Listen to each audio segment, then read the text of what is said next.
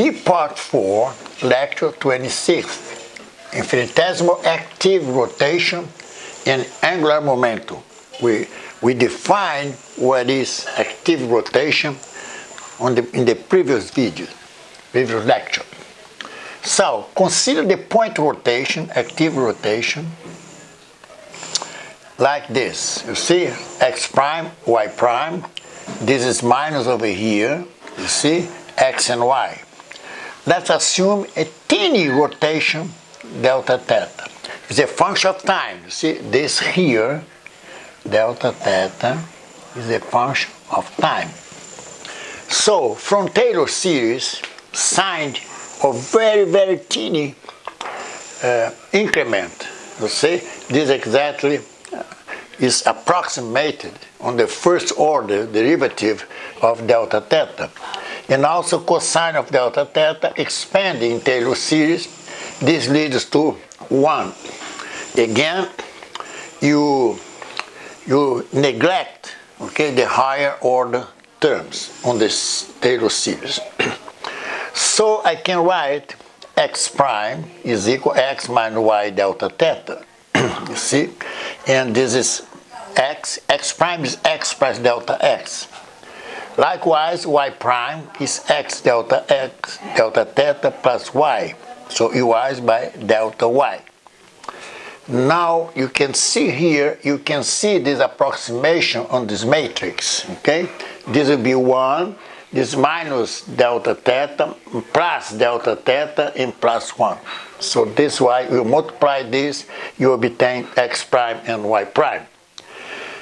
Now, let's define, you see, the angular momentum as the cross product between the position vector r and the momentum p.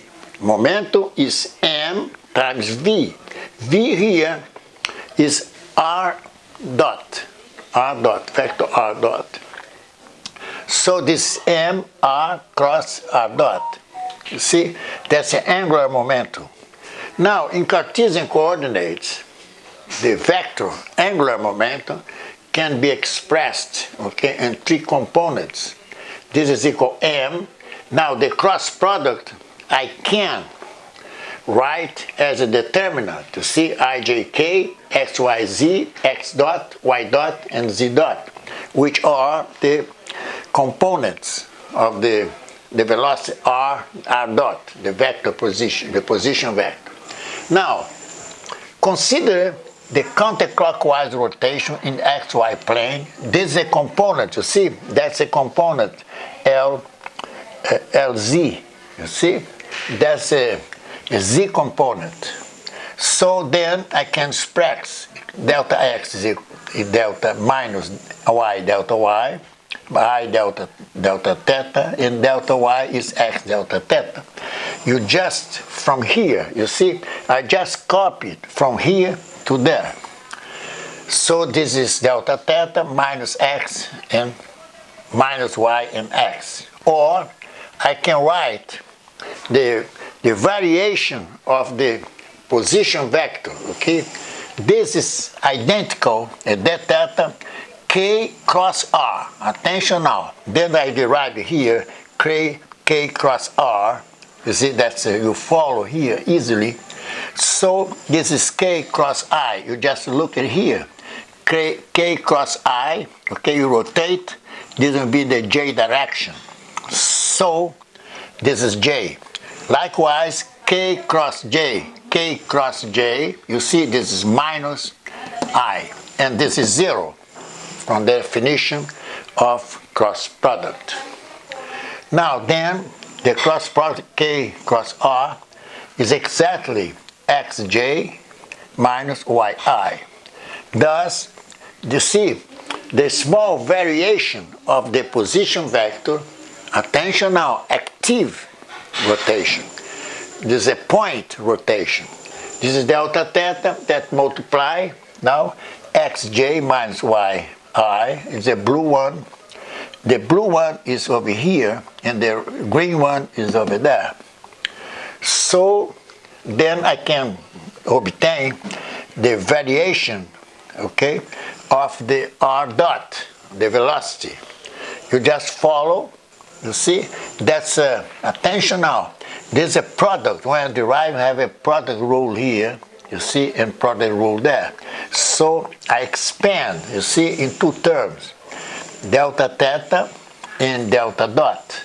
See, just follow here. So delta r dot, the variation of the velocity, in this case, the position vector, the derivative with respect to time of position vector is velocity, r dot. Then I can group just from here to here. You group in j and you group in I. You see, just follow. So the L, now you'll be using this on the next lecture. Now from here, you see, I can obtain the time derivative of the angular momentum. You see, again, you just expand. This is a derivative of the product rule over here. You just easily, you can expand and cancel this term with this term. You see? So you just copy, it's quite easy just to follow. So the LZ of dt, you see, this case, the time derivative of the angular momentum is given by m x y double dot minus y x double dot, because this cancel over here. So this here, all these tools, I say, we are going to use in the next video, when I will prove that when you have active rotation, okay, from Northern theorem, this leads to a conserved angular momentum. See, that's I prepared all the concepts, all the tools, just to apply on the next lecture. Okay, that's it.